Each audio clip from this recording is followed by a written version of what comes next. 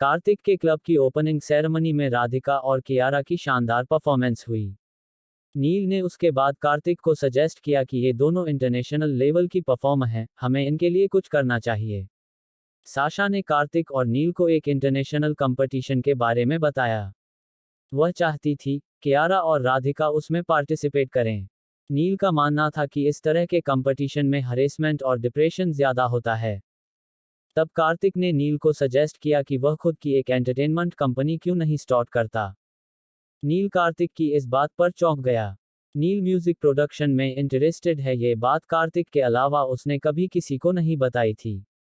आज जब कार्तिक ने पब्लिकली ये बात रिवील की तो नील ऑफ बैलेंस हो गया। कॉलेज का आखिरी साल था। कॉलेज खत्म होने के बाद कुछ ना कुछ तो करना ही था।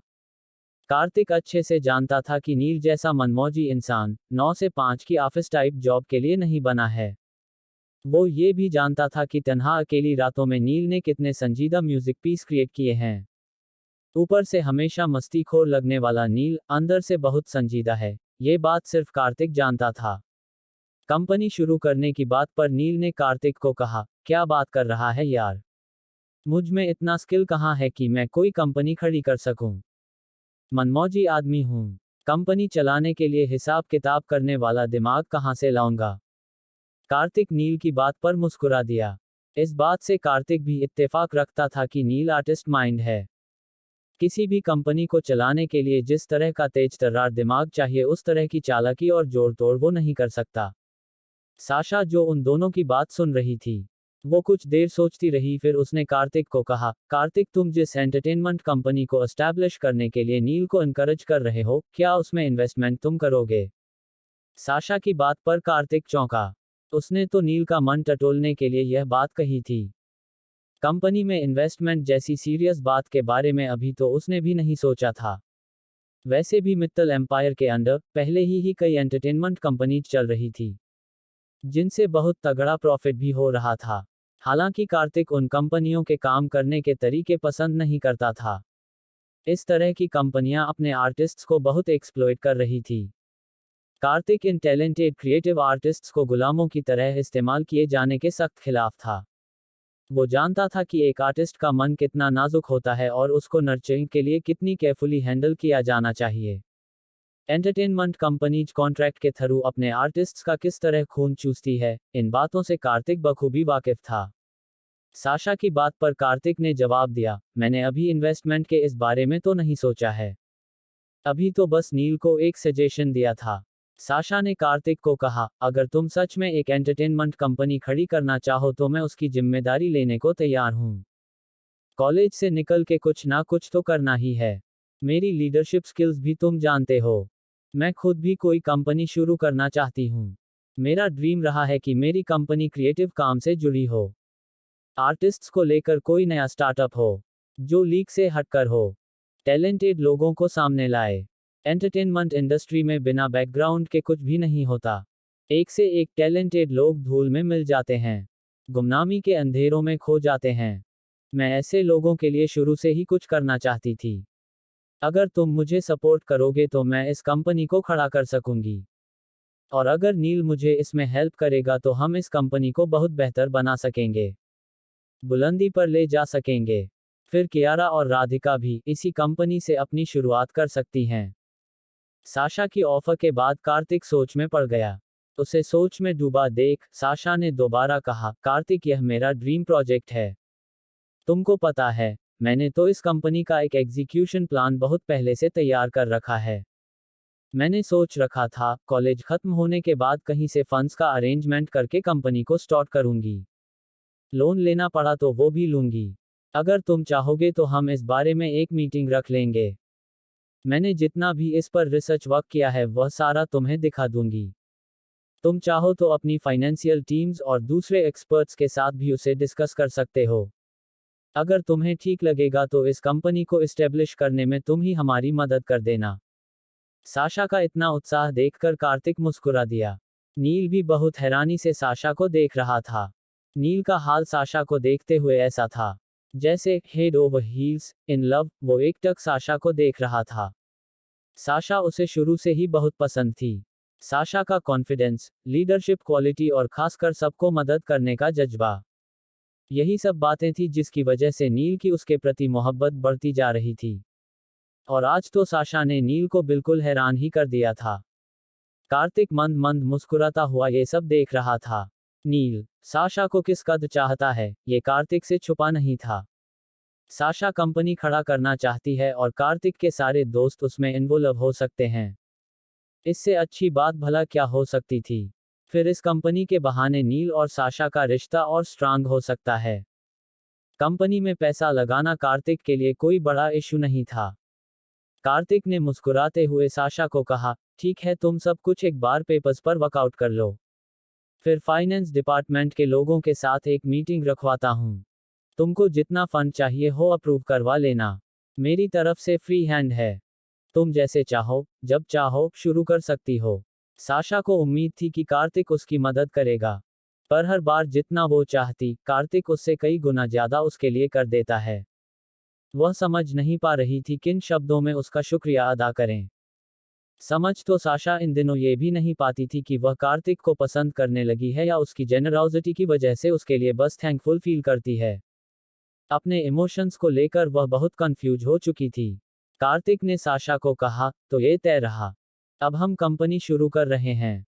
कंपनी की ऑपरेशनल डायरेक्टर तुम होंगी। कार्तिक ने सीधे सीधे कंपनी पूरी तरह से साशा को चलाने के लिए दे दी। साशा भी अब हैरानी से पलके झपकाते हुए कार्तिक को देख रही थी। जब ये सब बातें हो रही थी तो राधिका और कियारा भी वहां आकर बैठ चुके थे। वह भी यह सब बातें सुन रहे थे। एंटरटेनमेंट कंपनी के बारे में सुनकर जितना वो सब एक्साइटमेंट महसूस कर रहे थे, उतना ही कार्तिक का बड़ा दिल देखकर सब हैरान भी थे। पर जब कार्तिक ने इतनी बड़ी पोस्ट साशा को ऑफर की तो कियारा को अजीब लगा।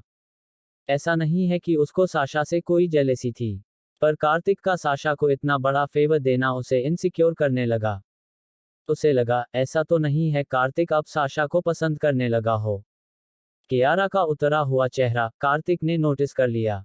उसने मुस्कुराते हुए कियारा को कहा, कियारा, क्या तुम इस कंपनी में आर्टिस्टिक विंग की सीईओ बनना एक्सेप्ट करोगी? ये कमांड तुम्हारे हाथ में रहेगी। किन आर्टिस्ट को चांस देना है, किन को कंपनी में हायर करना है, उनका एग्जैक्ट काम क्या होगा, उनकी पब्लिक अपीयरेंस, उनके कॉस्ट्यूम डिजाइनिंग, स्टेज डिजाइनिंग, सब कुछ तुम्हें देखना है। यानी कि फाइनेंस ऑर्गेनाइजिंग पार्ट साशा देखेगी और कंपनी का बाकी सारा क्रिएटिव काम तुम्हारे हाथ में रहेगा। कियारा का मुंह खुला का खुला रह गया। कार्तिक ने एक पल के अंदर ही उसे न सिर्फ साशा के एक इक्वल पोस्ट दे दी थी, बल्कि उसकी जिम्मेदारियों का दायरा साशा से भी बढ़ा कर दिया था। कियारा को भी समझ नहीं आया कि वह कैसे रिएक्ट करें। उन सब के बीच बैठी राधिका सोच रही थी कि यह लोग तो कार्तिक सर के दोस्त हैं। उनको तो कार्तिक सर पोस्ट ऑफर करेंगे ही, पर वह तो क्लब में बस एक मामूली सिंगर है। उसको भला इस कंपनी में कहाँ कोई चांस मिल सकता है। उसके चेहरे की उदासी साफ पड़ी जा सकती थी। पर कार्तिक की नज़र तो सब तरफ थी। उसने राधिका को देखकर कहा, राधिका, तुम कियारा के साथ उसके अंडर काम करोगी। उसकी डिपार्टमेंट में एग्जीक्यूटिव हेड तुम रहोगी। राधिका के लिए तो ये बहुत बड़ा सरप्राइज था। उसको को तो ऐसा लगने लगा कि उसकी आंखों से टप टप आंसू बह जाएंगे। कहाँ तो वो पब में एक मामूली सिंगर की नौकरी करती थी और कहाँ कुछ ही दिन के अंदर कार्तिक ने उसको इतना बड़ा जॉब ऑफर कर दिया। इन सब बातों के बीच नील अब एकदम चुप और गुमसुम बैठा था। अचानक से कार्तिक उठा और नील के पीछे जाकर खड़ा हो गया। उसने नील को कंधों पर हाथ रखते हुआ कहा, कंपनी मेरे दोस्त नील के नाम से शुरू होगी। मैं सिर्फ इसमें इन्वेस्ट करूंगा। कंपनी का मालिक यही होगा। आप सब नील को रिपोर्ट करेंगे। He is the boss. Kartik के नील को बॉस बुलाते ही वह इतनी बुरी तरह हड़बड़ाया कि कार्तिक उसको नहीं पकड़ता तो वो कुर्सी समेत नीचे जा गिरता। नील सकपकाया सा बोला, ये सब क्या बोले जा रहा है तू कार्तिक? मुझे ये सब नहीं आता। मैं ये सब कैसे करूंगा? कार्तिक ने नील को कहा, अरे इतने एफिशिएंट लोग तेरे साथ काम कर रहे हैं। साशा तेरे साथ है। तुझे क्या सोचना यार? तू बस अपने म्यूजिक प्रोडक्शन पर ध्यान देना, बाकी सब साशा और कियारा संभाल लेंगे। कंपनी तो तेरे नाम पर ही शुरू होगी मेरे दोस्त। नील ने घबराते हुए कार्तिक को कहा, यार तेरा सारा पैसा डूब जाएगा। हम लोग इमैच्योर हैं। हम में से किसी को कोई एक्सपीरियंस नहीं है। कार्तिक ने नील को अश्योर करते हुए कहा, देख नील, इस कंपनी के शुरू करने से दो बातें होंगी। कंपनी चल गई तो प्रॉफिट बनाएगी, नहीं चली तो तुम लोगों को एक एक्सपीरियंस हो जाएगा, ट्रेनिंग मिलेगी और नेक्स्ट वेंचर शुरू करने पर तुम लोग कॉन्फिडेंटली काम कर सकोगे। और रही बात पैसे की डूबने की, तो तुम सब लोग अच्छे से जानते हो कि मेरे पास इतना है कि अगर यह कंपनी डूब भी जाए तब भी वो समंदर में से एक बूंद बराबर होगा। इसलिए पैसे के बारे में बिल्कुल मत सोचो। तुम सब लोग मिलकर तैयारी करो। कुछ महीने में फाइनल एग्जाम हो जाएंगे, उसके बाद जोर शोर से इस कंपनी को स्टार्ट करेंगे।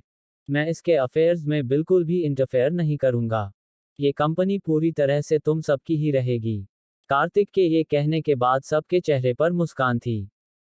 कार्तिक नहीं चाहता था कि वह लोग पैसे को लेकर प्रेशर लें और परेशान रहें। इस वक्त सबके दिमाग में यही बात चल रही थी कि कार्तिक जैसा दोस्त मिलना उन सब के लिए कितनी बड़ी खुशनसीबी है।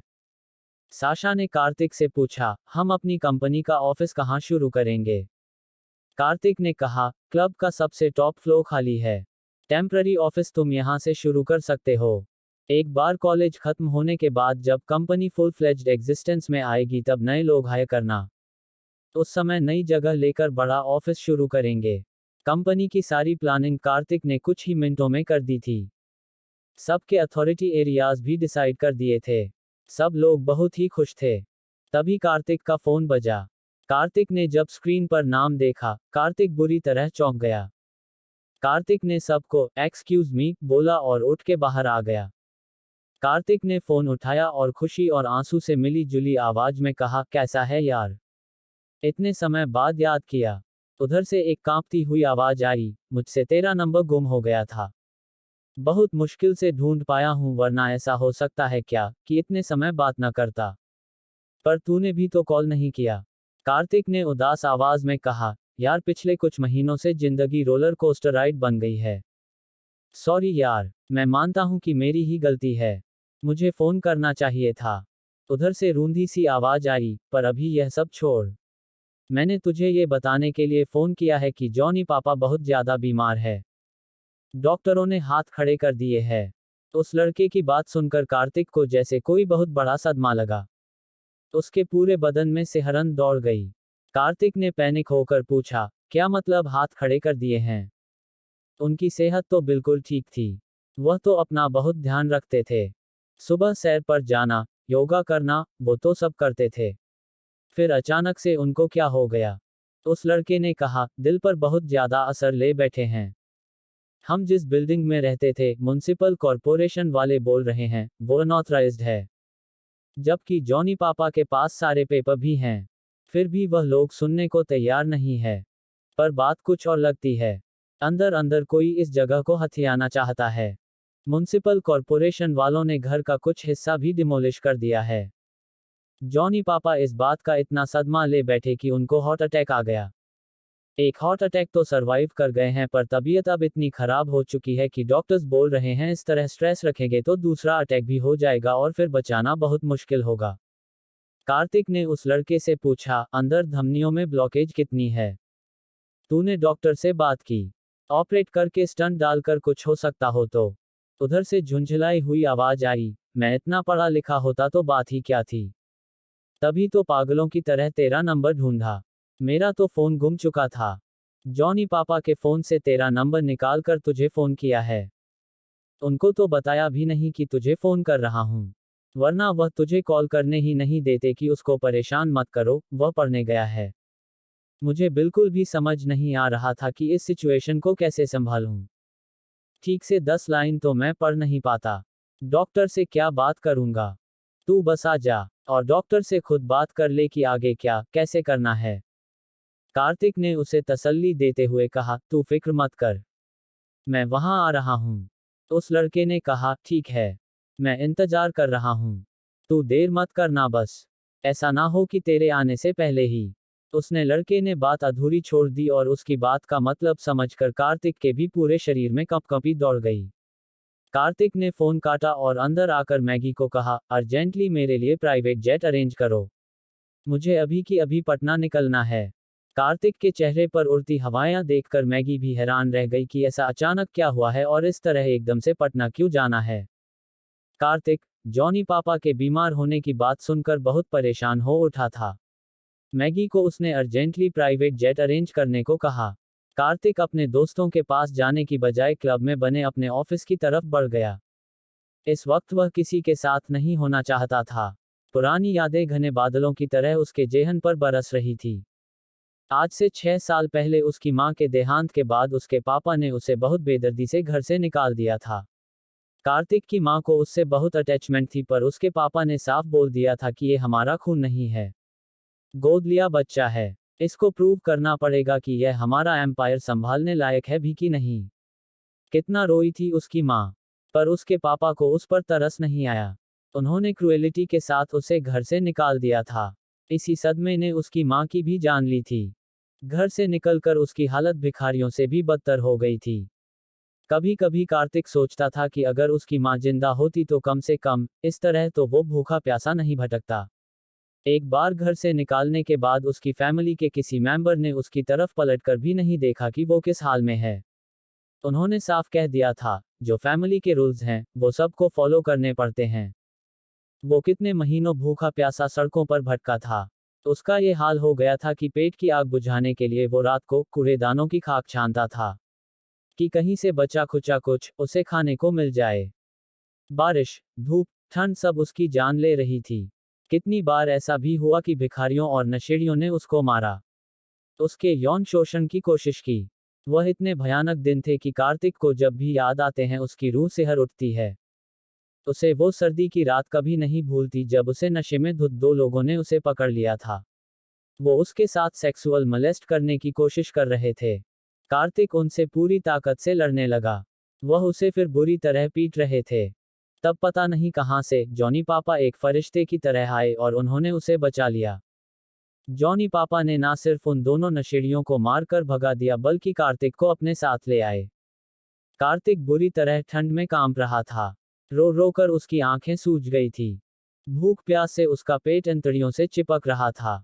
जब जॉनी पापा उसे अपने साथ अपने घर ले गए थे तब उसकी हालत बहुत खराब थी।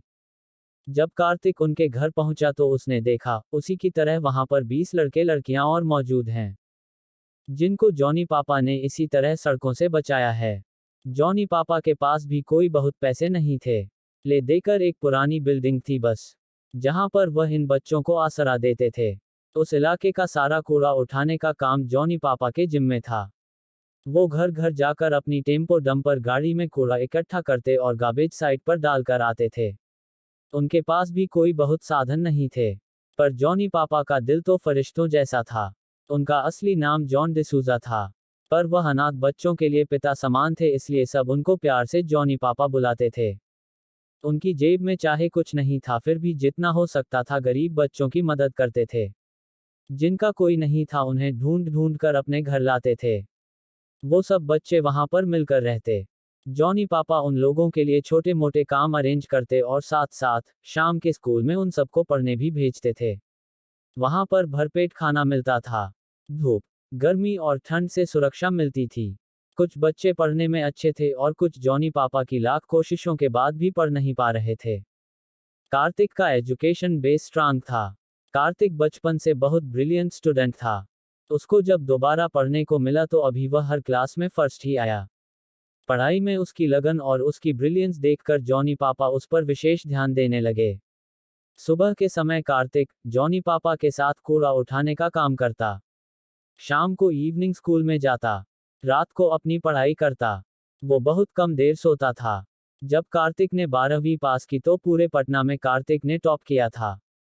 कार्तिक का मन दिल्ली यूनिवर्सिटी में पढ़ने का था। उसने 12वीं के बाद यही के फॉर्म भरे थे। उसे उसके मनपसंद हंसराज कॉलेज में एडमिशन मिल भी गया, पर उसके पास ना किराए के पैसे थे ना ही कपड़े और किताबें खरीदने के। तब जॉनी पापा ने अपनी सारी सेविंग खर्च करके उसको यहाँ पर भेजा था ताकि वो आगे पढ़ सके। जब जॉनी पापा ने उसको अपनी सेविंग दी थी तो वह बुरी तरह रो पड़ा था। उसने उनके पैर छूकर कहा था कि एक दिन वह इसका 10 गुना नहीं बल्कि 100 गुना करके लौटाएगा। तब जॉनी पापा ने उसको कसकर गले लगाते हुए कहा था, नहीं पगले, मैंने ये सब कुछ वापस पाने के लिए नहीं किया है। तुम लोग कुछ बन जाओ, मेरे लिए तो यही सबसे बड़ी दौलत है। इन कागज के टुकड़ों का मैंने क्या करना है। जिस दिन कार्तिक दिल्ली के लिए रवाना हुआ उस दिन जॉनी पापा भी बहुत रोए थे। कार्तिक को भी ऐसा लग रहा था कि जैसे अपने परिवार से दूर जा रहा है। दिल्ली आने के बाद कार्तिक ने सब कुछ अपने बलबूते पर ही किया। जॉनी पापा ने किसी तरीके से उसको दिल्ली भेज दिया था, यही बहुत बड़ी बात थी। इसलिए वो अब उन पर बिल्कुल बर्डन नहीं डालना चाहता था। दिल्ली आने के बाद उसने रात दिन छोटे मोटे काम किए पर अपने रोजाना के खर्चों के लिए कभी भी उनको फोन नहीं किया। हाँ, बस थोड़े थोड़े समय में उनका हाल पूछने और खुद का हाल बताने के लिए उनको फोन करता था। कार्तिक को लगता था कि पूरी दुनिया में अगर उसकी कोई फैमिली है तो जॉनी पापा और उस घर में रहने वाले उसके वो दोस्त ही हैं, जिन्हें वह पीछे छोड़ आया है। पर जब से उसके पास दौलत वापस आई थी, उसकी जिंदगी में लगातार बहुत कुछ हो रहा था। वह बहुत समय से उनसे कांटेक्ट नहीं कर पाया था। आज जब उसके दोस्त डमरू ने फोन करके उसे कहा कि जॉनी पापा को दिल का दौरा पड़ा है तो कार्तिक भी अंदर तक हिल गया। कार्तिक के माँ बाप बहुत छोटी उम्र में चल बसे थे। उसके लिए जॉनी पापा ही उसके माँ और पापा थे। डमरू भी कार्तिक की तरह वही पला बड़ा था। उसका असली नाम भी शिव था, पर क्योंकि वह कभी टिक कर नहीं बैठता था तो जॉनी पापा ने उसका नाम डमरू रख दिया था। शिव का डमरू। डमरू दिल का बहुत अच्छा था पर पढ़ाई में बहुत कच्चा था। जॉनी पापा की लाख कोशिश के बाद भी वह स्कूल में सेट नहीं हो सका। बार बार स्कूल से भाग आता था। आखिरकार जॉनी पापा ने भी उसको पढ़ाने की कोशिश छोड़ दी। वह तब से छोटे मोटे काम करके गुजारा कर रहा था। कभी मैकेनिक तो कभी अखबार डालना, यही सब काम करके अपने खर्चे चला रहा था। कार्तिक ने पहले ही सोच रखा था कि जैसे ही उसकी ग्रेजुएशन पूरी होगी वह पटना जाएगा और जॉनी पापा को अपने साथ ले आएगा। वहां पर रहने वाले सब बच्चों के लिए भी अच्छे इंतजाम करेगा। उसका सपना था कि आगे चलकर वो इस तरह के बेघर अनाथ बच्चों के लिए जगह जगह शेल्टर हाउस और स्कूल बनवाए। ये सब प्लानिंग उसके दिमाग में बहुत पहले से थी। उसने सोचा था, ग्रेजुएशन पूरी करने के बाद वो शानदार कपड़ों, बड़ी गाड़ी और बड़े बिजनेसमैन की तरह कार्तिक पापा के सामने जाएगा। उनको सरप्राइज देगा। पर उससे पहले ही डमरू का फोन आ गया। उनकी हालत इतनी खराब है। ये सोचकर कार्तिक की आंखों में भी आंसू आ गए थे। यही सब सोचते सोचते कार्तिक को अचानक डमरू की बात याद आई कि कोई जॉनी पापा के घर को हथियाना चाहता है। उसके माथे की नसें तन गई। कार्तिक ने फौरन अंकल चौहान को फोन किया और पता लगाने को कहा कि जॉनी पापा के घर को कौन हथियाना चाहता है। इस समय कार्तिक की गुस्से के मारे मुट्ठियां भिंच रही थी। वो सोच रहा था कि किसकी हिम्मत हुई उस घर को हाथ लगाने की। जिसने भी ऐसा करने की कोशिश की है उसको अंदाजा भी नहीं है कि उसके साथ क्या हो सकता है। थोड़ी ही देर में मैगी ने आकर कार्तिक को बताया कि कार्तिक के लिए प्राइवेट प्लेन का अरेंजमेंट हो चुका है। कार्तिक बिना अपने दोस्तों से मिले सीधा बाहर निकल गया। उसको इस वक्त जल्दी से जल्दी पटना पहुंचना था। कार्तिक ने मैगी को कहा, मैगी, पटना एयरपोर्ट से घंटे भर के डिस्टेंस पर एक छोटी सी जगह मानेर है। हमें सीधा वहीं जाना है। मेक श्योर कि प्लेन लैंड होने से पहले मेरे लिए वहां लैंड क्रूजर गाड़ियां खड़ी हों। रास्ता कंजेस्टेड और खराब है, इसलिए पहले से अरेंजमेंट कर दो कि मुझे रास्ते में कहीं कोई ब्लॉकेज नहीं चाहिए। Clear the roads. जितनी जल्दी हो सके मुझे वहां पहुंचना है। मैगी बहुत सरप्राइज थी कि ऐसा वहां कौन रहता है और वहां ऐसा क्या हो गया है जिसके लिए कार्तिक एक्सट्रीम स्ट्रेस में है। मैगी की हिम्मत नहीं हुई कि वह कार्तिक से पूछे कि बात क्या है। वह चुपचाप बस उसके इंस्ट्रक्शन फॉलो करती रही। कार्तिक जब दिल्ली एयरपोर्ट पहुंचा तो प्राइवेट जेट्स के लिए वहां पर अलग अरेंजमेंट्स थे। कार्तिक की आइडेंटिटी से अभी भी बहुत लोग वाकिफ नहीं थे। वहां पर सब लोग बहुत हैरान थे कि इतना शानदार प्लेन जिसकी कीमत करोड़ों में है आखिर किसकी प्रॉपर्टी है। जब कार्तिक ने अपना प्लेन बोर्ड किया तो वहां पर मौजूद सब एयर होस्टेस भी उसको बहुत हसरत से देख रही थी। आखिर इतने बड़ा बिलियनियर को सर्व करने का मौका रेयर ही मिलता है। हालांकि दिल्ली शहर करोड़पति अरबपतियों का शहर है, पर कार्तिक कोई आम करोड़पति नहीं था। वह तो दुनिया के टॉप 3 रिच लोगों में आता है। उसका ऑरा किसी बादशाह जैसा था, जो देखे सो बस देखता रह जाए। कार्तिक के प्लेन के उतरने से पहले ही पटना एयरपोर्ट का हाल अजीब हो गया था। हर तरफ अफरा तफरी मची थी। दिल्ली एयरपोर्ट पर तो प्राइवेट जेट के लिए अलग अरेंजमेंट्स थे, पर पटना एयरपोर्ट पर उसके प्लेन की इमरजेंसी लैंडिंग के लिए स्पेशल अरेंजमेंट्स किए गए थे। पहले से शेड्यूल फ्लाइट्स को आगे पीछे किया गया। रनवे क्लियर करवाया गया। हर कोई जानना चाहता था कि ऐसा कौन आ रहा है जो इस तरह के अरेंजमेंट किए जा रहे हैं। सही सही किसी को नहीं मालूम था। जितनी मुंह उतनी अफवाह उड़ रही थी। कोई कह रहा था कि हमारे प्रेसिडेंट आ रहे हैं। किसी ने कहा कि नहीं, हमारे प्राइम मिनिस्टर आ रहे हैं। एक ने कहा कि डिफेंस मिनिस्टर के लिए ये सब किया गया है। और एक ने तो बिल्कुल ही हद कर दी कि अमेरिका का प्रेसिडेंट आ रहा है। कार्तिक और उसके लोग जब प्लेन से बाहर निकले तब सच में ऐसा लगने लगा कि वाकई अमेरिका का प्रेसिडेंट इंडिया आया हो। कार्तिक के अगल बगल, आगे पीछे ब्लैक कैट कमांडोज थे। उस पर पिछले दिनों जिस तरह हमले हुए थे उसके बाद अंकल चौहान ने भी उसकी सिक्योरिटी बहुत जबरदस्त कर दी थी। मैगी, हिना, समर, एंथनी सब इस समय उसके साथ थे। इतनी हाई सिक्योरिटी देखकर लोग हैरान थे। कार्तिक के सारे बॉडीगार्ड्स मुस्तैदी से सब चीजों का निरीक्षण कर रहे थे कि कहीं सिक्योरिटी में उनसे कोई चूक ना हो जाए। मैगी को डाउट था कि ऐसा ना हो किसी ने फेक कॉल करके कार्तिक को वहां बुलाया। वो पूरी बात नहीं जानती थी, इसलिए भी उसने सिक्योरिटी अरेंजमेंट्स बहुत स्ट्रांग किए थे। कार्तिक प्लेन से उतरते ही सीधा एयरपोर्ट से बाहर की तरफ चल दिया। ना उसने किसी से बात की, ना किसी की हेलो नमस्ते का जवाब ही दिया। ऐसा नहीं है कि वह किसी एरोगेंसी में था। दरअसल वो जॉनी पापा को लेकर जरूरत से ज्यादा टेंशन में था। वो सिर्फ उनके बारे में सोच रहा था। एयरपोर्ट के बाहर लैंड क्रूजर गाड़ियों का एक बहुत बड़ा काफिला उसका इंतजार कर रहा था। कार्तिक के वहां पहुंचने से पहले ही कुछ गाड़ियां उसी रास्ते पर रवाना कर दी गई थी जिस रास्ते से कार्तिक को जाना था, ताकि आगे रास्ता क्लियर रखा जा सके। कार्तिक की टीम आगे वाली टीम के कांटेक्ट में थी। जैसे जैसे कार्तिक का काफिला आगे बढ़ रहा था उसके लोग पहले से ही रोड को क्लियर रख रहे थे। आम लोगों को रोड के दोनों साइड रुकना पड़ रहा था ताकि कार्तिक का काफिला निकल सके। लोगों में बेचैनी बढ़ रही थी कि आखिर ऐसा कौन जा रहा है जो आम जनता को ऐसे रोक दिया गया है। वहां के लोगों को तो ये यकीन हो गया था कि हो ना हो ये काफिला हमारे प्रधानमंत्री जी का ही है। वहां ऐसा अरेंजमेंट आज तक किसी ने भी नहीं देखा था। एक साथ 40 लैंड क्रूजर गाड़ियां आगे पीछे थी। कार्तिक ने डमरू को रास्ते फोन किया और कहा, डमरू मैं पटना पहुंच चुका हूं, बल्कि मानेर पहुंचने वाला हूं। मुझे ये बताओ कि जॉनी पापा कौन से हॉस्पिटल में है। कार्तिक की बात सुनकर डमरू को जैसे शौक लगा। उसने हैरानी से पूछा, भला इतनी जल्दी तुम यहाँ कैसे पहुंच सकते हो।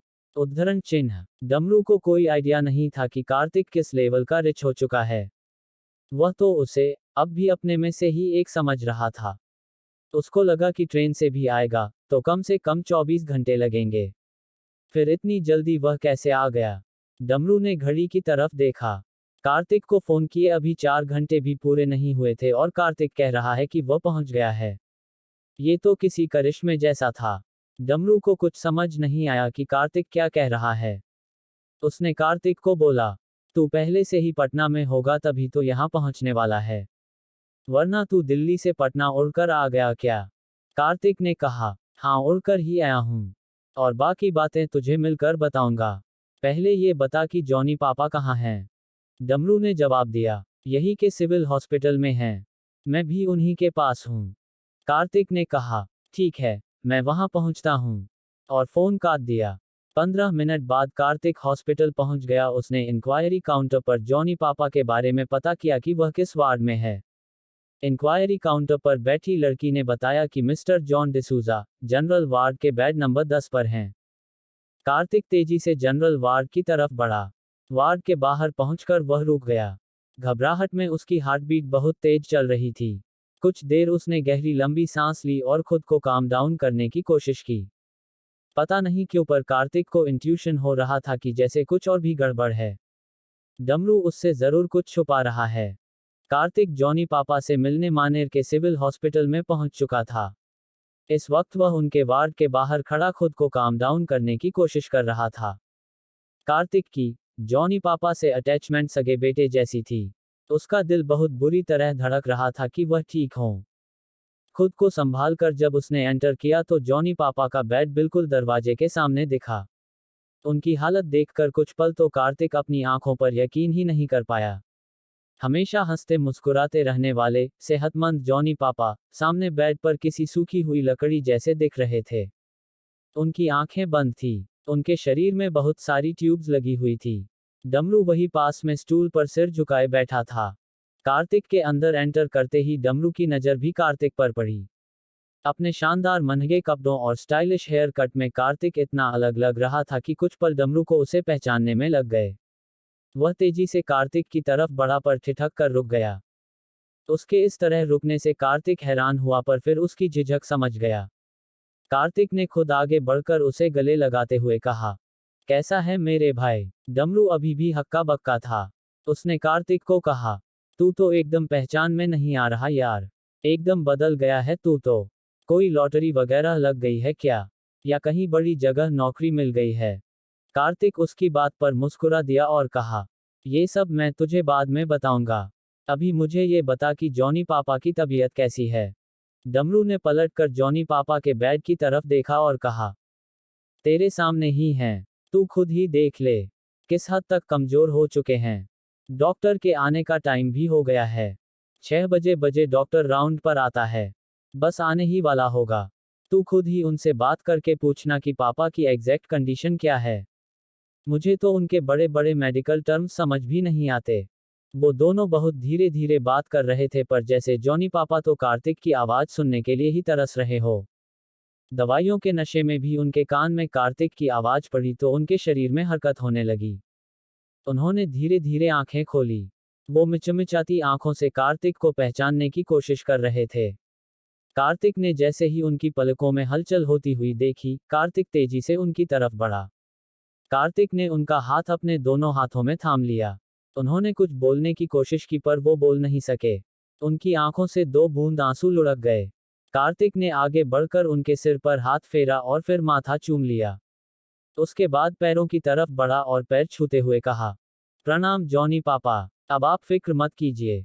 अब आपका बेटा आ गया है। मैं सब ठीक कर दूंगा। जॉनी बाबा ने आंखों के इशारे से कार्तिक को अपने पास बुलाया। कार्तिक ने उनके चेहरे के पास जाकर धीरे से पूछा, आप कुछ कहना चाहते हैं पापा? उन्होंने बहुत हिम्मत करके धीरे धीरे बोलना शुरू किया, मेरे प्यारे बच्चे, तू क्यों परेशान हुआ रे? तेरी पढ़ाई खराब होगी। तुझे नहीं आना चाहिए था। इतना बोलने पर ही उनको बहुत तेज खांसी उठने लगी। कार्तिक ने उनकी छाती सहलानी शुरू की।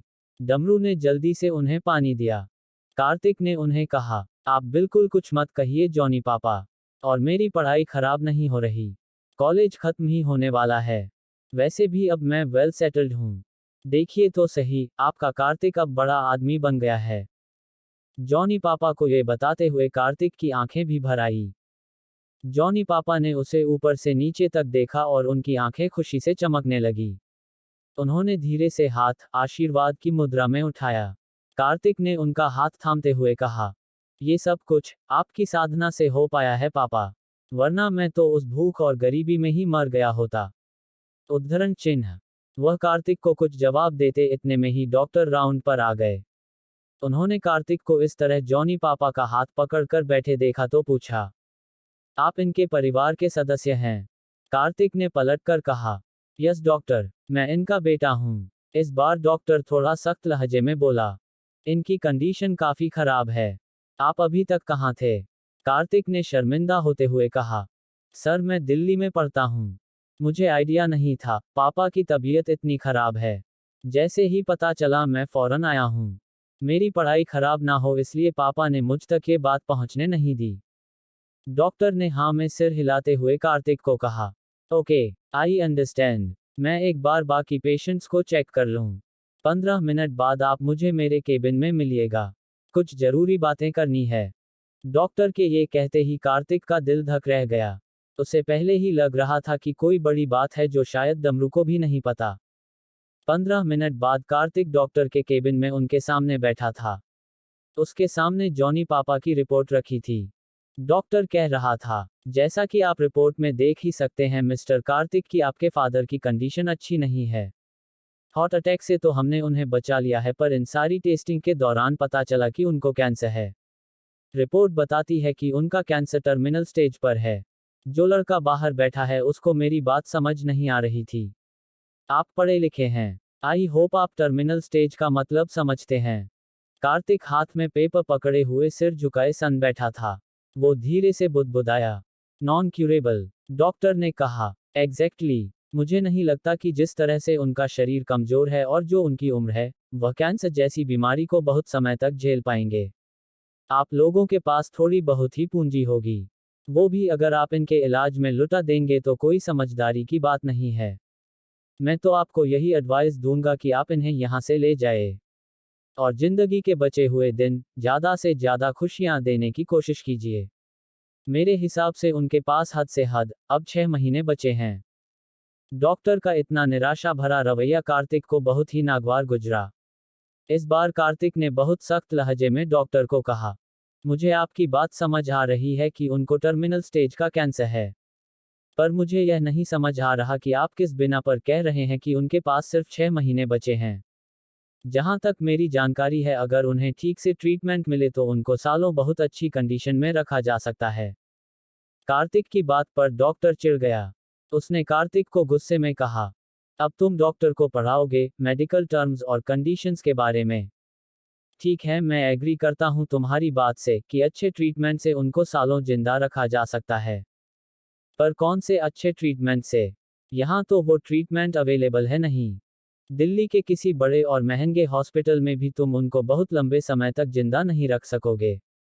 विदेश ले जाने जितने पैसे मुझे नहीं लगता तुम लोगों के पास पूरी जिंदगी भी जमा हो पाएंगे।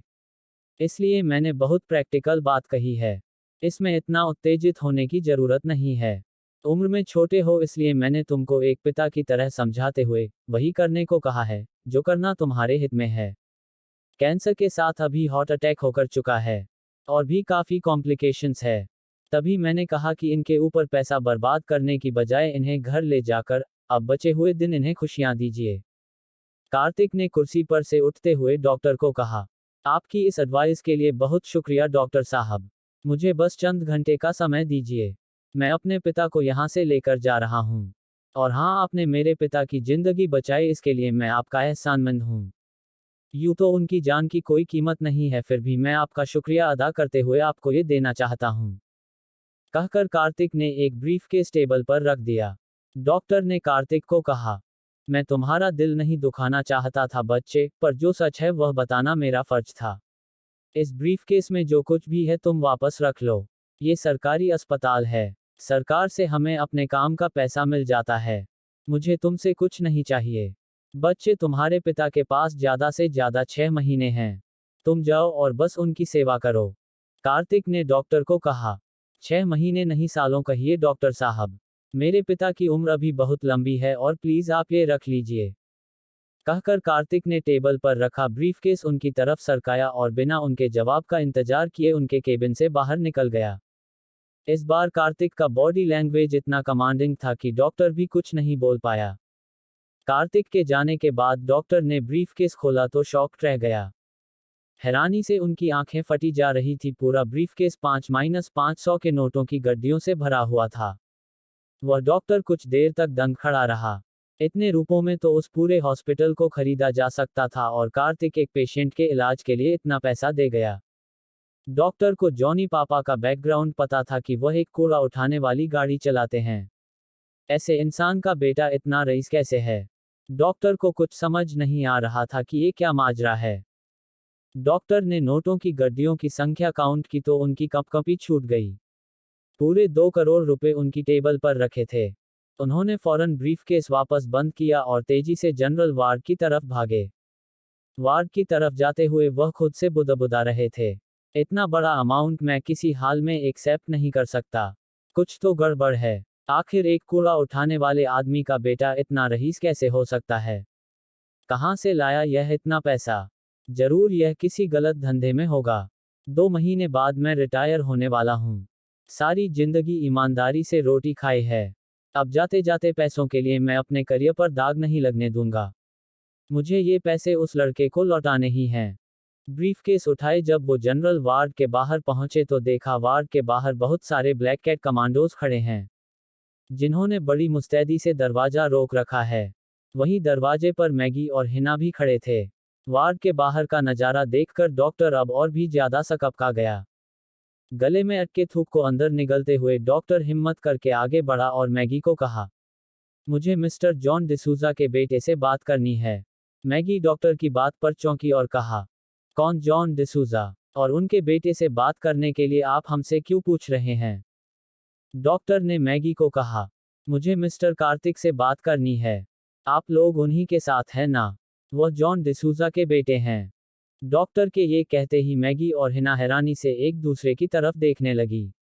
उन दोनों को अभी तक कोई आइडिया नहीं था कि अंदर लेटा शख्स कार्तिक का क्या लगता है। हिना सरप्राइज थी, पर मैगी तो शॉक्ड हो गई। मैगी कार्तिक का फैमिली बैकग्राउंड जानती थी। उसे पता था कि कार्तिक के पिता कौन थे। वह बेहद कंफ्यूज हो गई कि अंदर लेटा जॉन डिसूजा भला कार्तिक का पिता कैसे हो सकता है। मैगी को कंफ्यूज देखकर डॉक्टर ने फिर से कहा, मुझे उनसे बस 2 मिनट का काम है।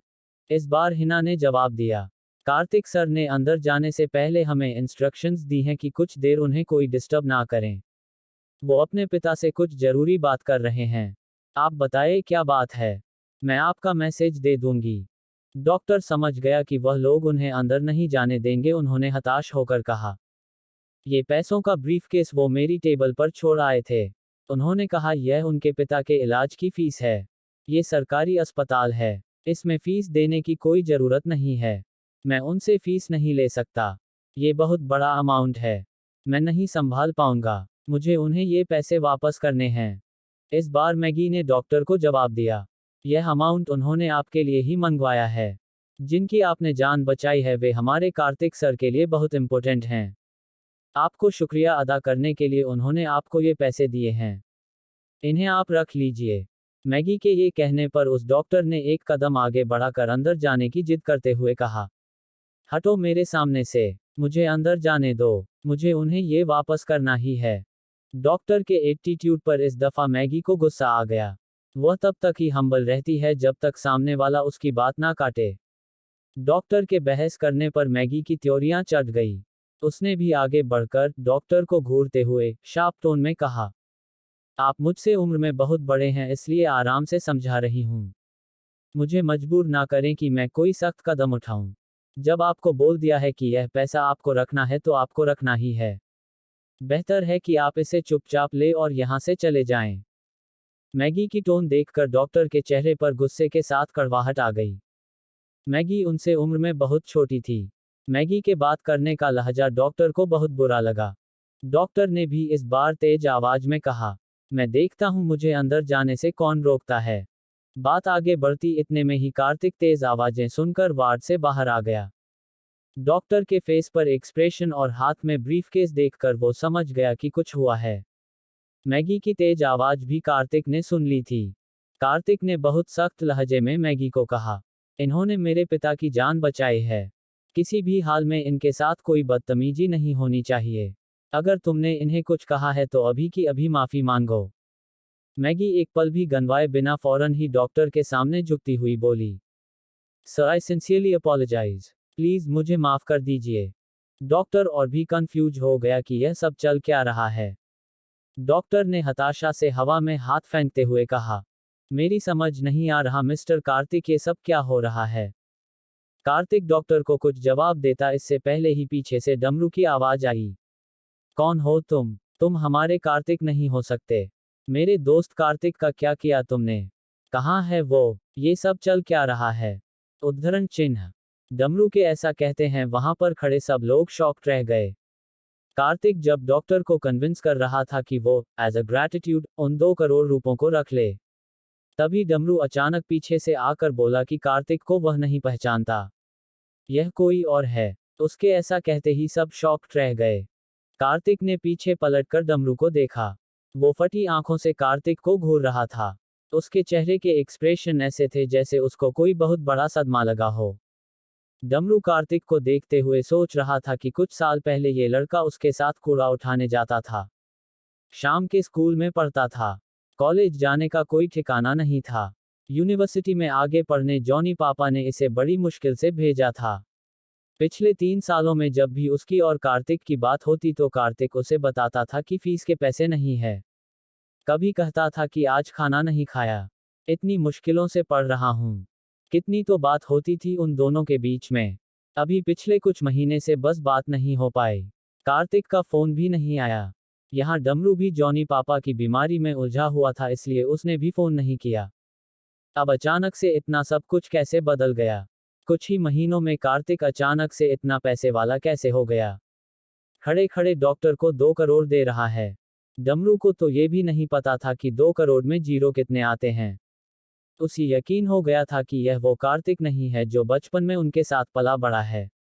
यह जरूर कोई और है, जिसकी शक्ल उसके दोस्त कार्तिक से मिलती है, और वह किसी वजह से उसके नाम का फायदा उठाकर यहाँ पर चला आया है। कार्तिक उसके चेहरे से समझ गया कि वह कार्तिक को लेकर बहुत हैरान परेशान है। कार्तिक ने आगे बढ़कर उसके कंधे थामते हुए कहा, मैं तेरा भाई, तेरा दोस्त कार्तिक ही हूँ यार। मैं सब बताऊंगा, तू परेशान मत हो। पर अभी जॉनी पापा की सेहत ज्यादा इम्पोर्टेंट है। हमें अभी उस पर फोकस करना है। मैं आराम से तुझे बाद में सब कुछ बताता हूँ। पर प्लीज अभी तू शांत रह। उत्तेजित होकर डमरू कार्तिक के लिए यह बोल तो गया, पर उसके आसपास इतने सारे कैट कमांडोज देखकर वह खुद भी नर्वस था। डमरू अब कार्तिक को लेकर डर रहा था कि पता नहीं ये कौन है। उसने कार्तिक की बात का कोई जवाब नहीं दिया।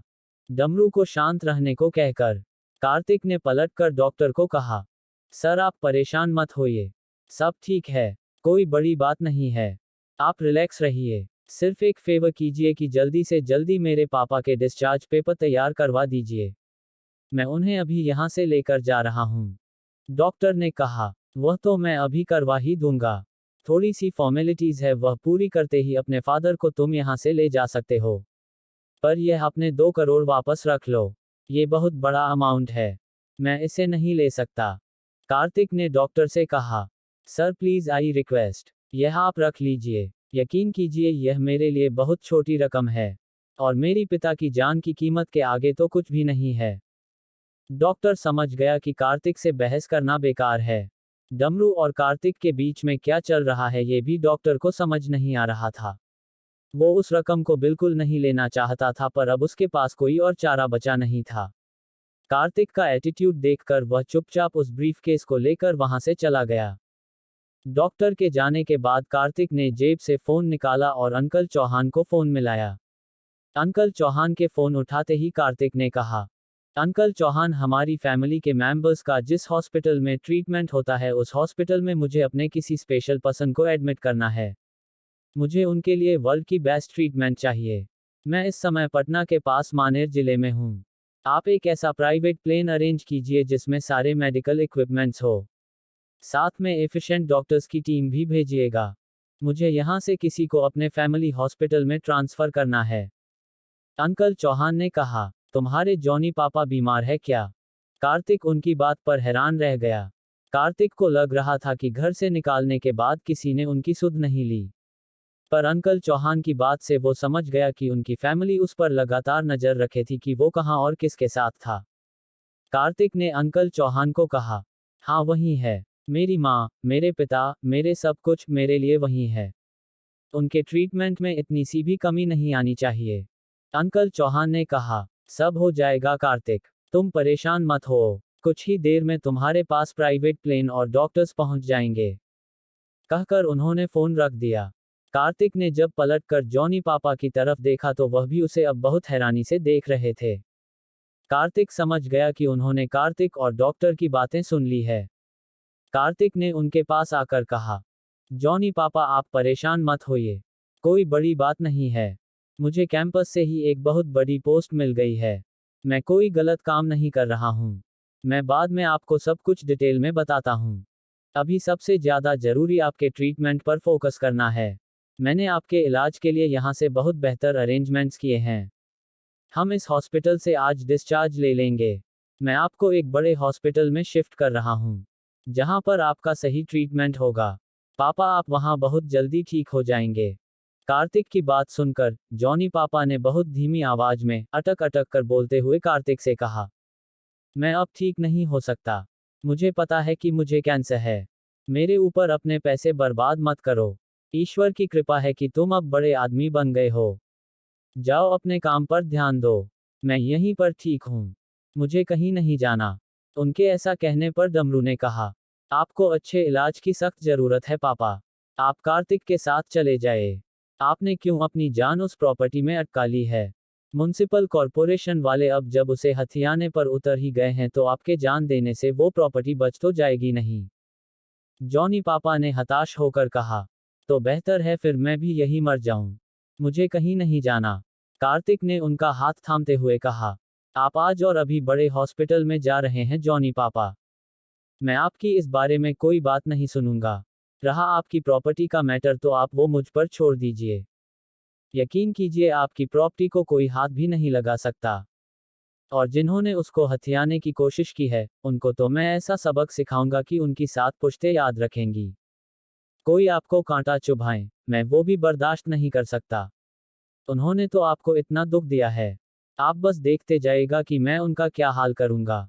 पर अभी आपको बेहतर ट्रीटमेंट की सख्त जरूरत है। और आपको किसने कह दिया कि आप ठीक नहीं हो सकते? आप बहुत जल्द ठीक हो जाएंगे। इस हॉस्पिटल में वह फैसिलिटीज अवेलेबल नहीं हैं। इसका मतलब यह नहीं है कि आपका इलाज ही नहीं हो सकता। मैंने सब अरेंजमेंट कर दिए हैं। आज आप यहाँ से बस शिफ्ट हो रहे हैं। कार्तिक की आंखों में अपने लिए असीम प्यार देखकर इस बार जॉनी पापा भी चुप हो गए। कार्तिक ने डमरू को कहा, प्रॉपर्टी का मैटर सॉल्व करने के लिए मैं अभी यहीं रुकूंगा। तुम पापा के साथ जाओ। डमरू ने हाँ में सिर हिला दिया। थोड़ी ही देर में फुली इक्विप्ड एक लग्जरी बस बाहर खड़ी थी। वो लोग जॉनी पापा को एयरपोर्ट तक ले जाने के लिए आए थे। एयरपोर्ट पर उनके लिए स्पेशल प्लेन आ चुका था। इतने हाई फाई अरेंजमेंट्स देखकर उस हॉस्पिटल के स्टाफ की आंखें फटी जा रही थी। उस बस में से ट्रेन्ड नर्सेस और डॉक्टर्स उतरे। उन्होंने जॉनी पापा की डिस्चार्ज समरी देखी और डॉक्टर से कुछ बात करके उनको शिफ्ट करने का प्रोसीजर शुरू किया। जब हॉस्पिटल के वार्ड से उन्हें लग्जरी बस की तरफ ले जाया जाने लगा तो जॉनी पापा ने घबराहट में कार्तिक का हाथ पकड़ लिया। उनका हाथ कांप रहा था। कार्तिक ने उनका हाथ सहलाते हुए कहा, पापा आप बिल्कुल फिक्र मत कीजिए। आप बहुत जल्दी अच्छे हो जाएंगे। मैं आपके ठीक होकर लौटने तक यही इंतजार करूंगा। आप जब आएंगे तो अपने घर को पहले से भी बेहतर पाएंगे। मेरे जितने भी छोटे भाई बहन उस घर में है, आप भरोसा रखिए मैं उनका ख्याल बिल्कुल वैसे रखूंगा जैसे आप रखते आए हैं। जॉनी पापा कुछ नहीं बोले। उनकी आंखों से 2 बूंद आंसू लुढ़क गए। कार्तिक ने आगे बढ़कर फिर एक बार उनके पैर छुए। उनका माथा चूमा और डॉक्टर्स को कहा, इन्हें बहुत ध्यान से लेकर जाएगा। इन्हें जरा भी परेशानी नहीं होनी चाहिए। डॉक्टर ने बहुत मुस्तैदी से जवाब दिया, डोंट वरी सर, हम इनका बहुत ध्यान रखेंगे। आप फिक्र मत कीजिए।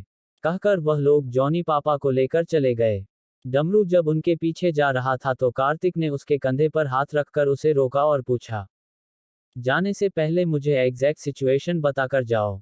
ये कौन लोग हैं जो उस घर पर कब्जा करना चाहते हैं? डमरू ने कार्तिक को बताया, कार्तिक वो एक बहुत बड़ा नामी बिल्डर है। यहाँ पर एक पूरी टाउनशिप खड़ी करना चाहता है। उसी ने म्युनिसिपल कॉरपोरेशन में पैसे खिलाए हैं और सब जाली पेपर तैयार करवाए हैं। मुझे नहीं पता कि तुम्हारे पास अचानक इतना पैसा कहाँ से आ गया है। तुम्हारे आसपास इतने सिक्योरिटी गार्ड्स देखकर ये भी पता लग रहा है कि तुम बहुत पावरफुल हो गए हो। पर मैं एक बात तुम्हें बता दूं, हालांकि तुम भी जानते ही हो कि यूपी बिहार का माफिया कैसा है। यहाँ के प्रॉपर्टी इश्यूज में खून खराबा होते देर नहीं लगती। ये लोग गोली चलाने से पहले 1 मिनट नहीं सोचते। इन लोगों के लिए इंसान की जान की कोई कीमत नहीं है। जानवरों की तरह रोज यहाँ पर कत्ल होते हैं। मैं यही कहूंगा कि तुम इन लोगों से उलझने की मत सोचो। यही बहुत है कि तुम जॉनी पापा का अच्छी जगह इलाज करा रहे हो। अगर तुम्हारे पास इतना ही पैसा है तो वहां रह रहे बच्चों के लिए कोई और अच्छी जगह अरेंज कर दो। पर उस प्रॉपर्टी को जाने दो। उन गुंडों से दुश्मनी मोल लेना तुमको बहुत महंगा पड़ सकता है। कार्तिक ने मुस्कुराते हुए डमरू को कहा, आज की डेट में मैं जो हूं ना, दुनिया में किसी से भी दुश्मनी मुझे महंगी नहीं पड़ सकती। और जिस बिल्डर की तुम बात कर रहे हो उसकी औकात तो मेरे सामने किसी चींटी से भी गई गुजरी है। उसको तो मैं चुटकियों में मसल दूंगा। इसलिए तुम मेरे लिए परेशान मत रहो। बस जॉनी पापा का ख्याल रखना। बाकी यहाँ पर सब मैं देख लूंगा। कार्तिक का कॉन्फिडेंस देखकर डमरू को भी नहीं सूझा कि वह क्या कहें। डमरू ने हाँ में सिर हिलाया और जॉनी पापा के पीछे चल दिया। जाते जाते वो अचानक रुका और पलटकर कार्तिक से उसने पूछा, क्या तुम मुझे बताओगे कि तुम्हारी सही आइडेंटिटी क्या है? तुम हो कौन? तुम वो कार्तिक तो यकीनन नहीं हो जो मेरे साथ घर घर कूड़ा इकट्ठा करने जाता था। कार्तिक ने आगे बढ़कर उसे गले लगाते हुए कहा, यकीन कर मैं वही हूँ। बात सिर्फ इतनी है कि तुम इतने समय से मुझे जो समझ रहे हो वह मेरी सही पहचान नहीं है। मैं मित्तल एम्पायर का वारिस हूँ। हमारी फैमिली दुनिया के सबसे रईस परिवारों में से एक है। डमरू ने हंसते हुए बोला, पागल बनाने को मैं ही मिला हूं। अगर तू इतने बड़े खानदान से है तो मेरे साथ कचरा क्यों ढोता था? सड़क पर भूखा प्यासा मारा मारा क्यों फिरता था? मुझे बहुत अच्छे से याद है जब जॉनी पापा तुझे घर लेकर आए थे तो तेरी हालत भिखारियों से भी बदतर थी। तू इतनी बड़े परिवार का वारिस कैसे हो सकता है?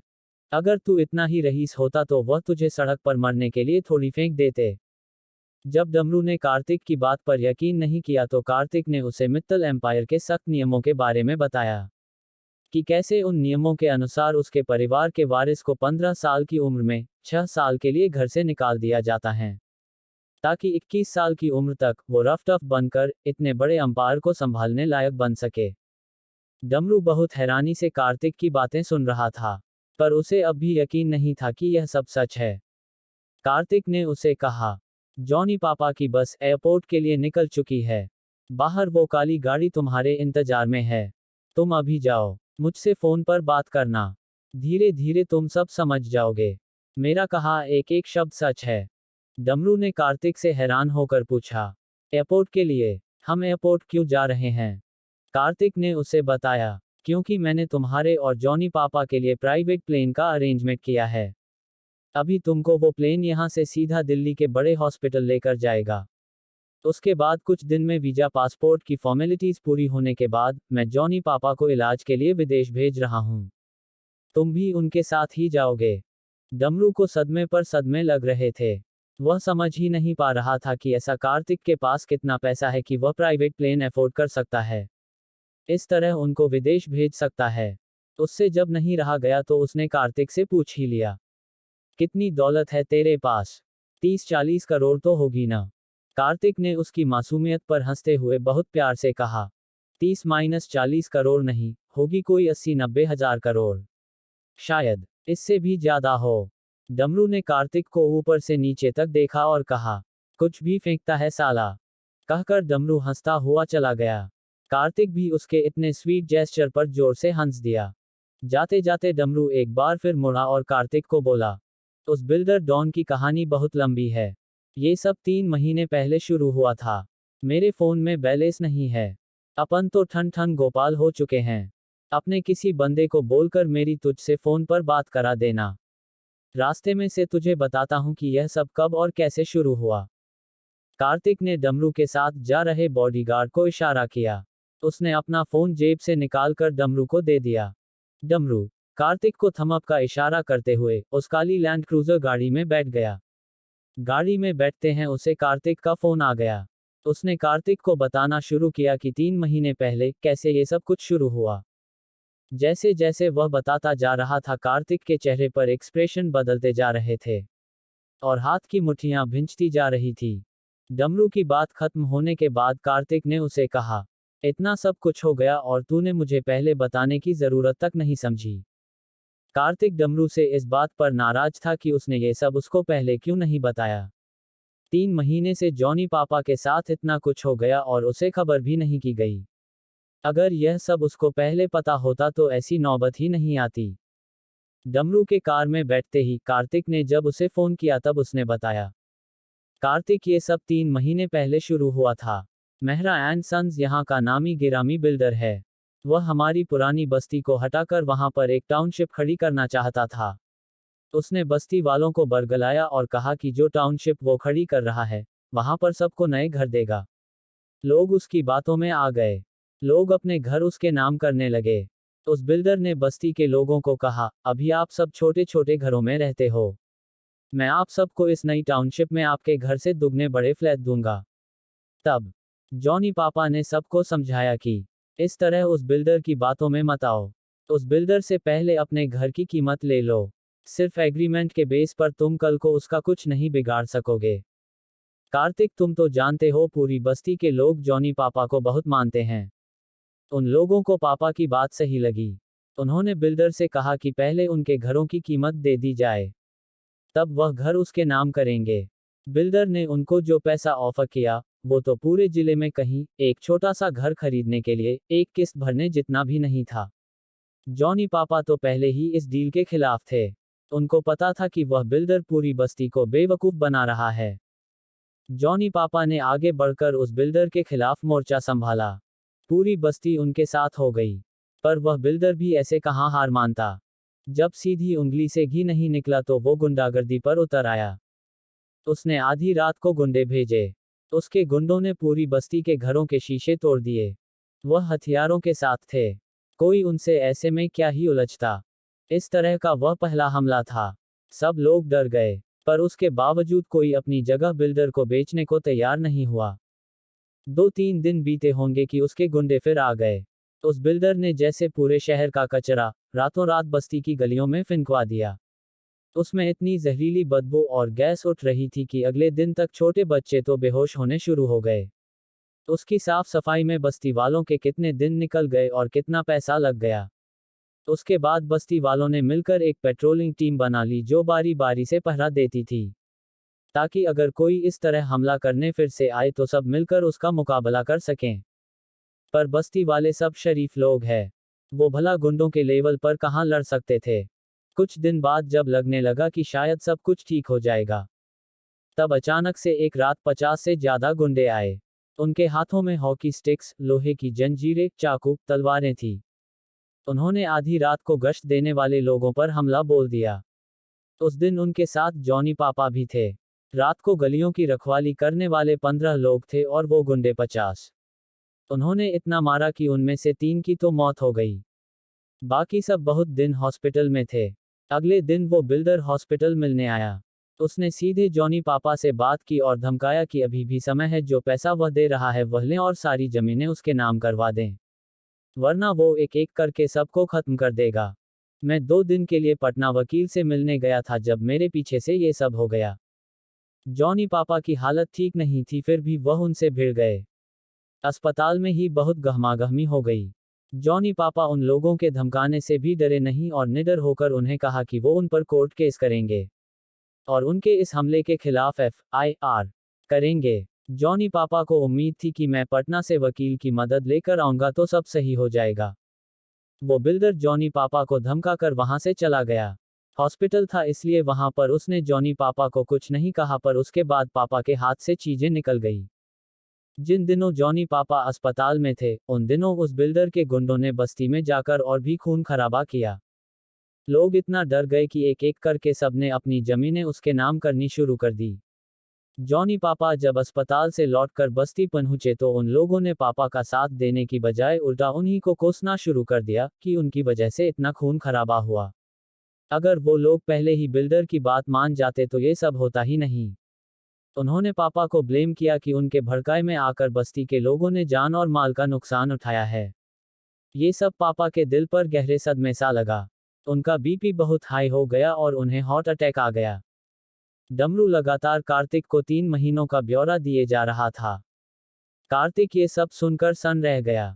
उसको खुद पर गुस्सा आ रहा था कि इतने दिन उसने क्यों घर कांटेक्ट नहीं किया। वह जॉनी पापा को जानता था कि वह उसे कभी भी अपनी परेशानी नहीं बताएंगे।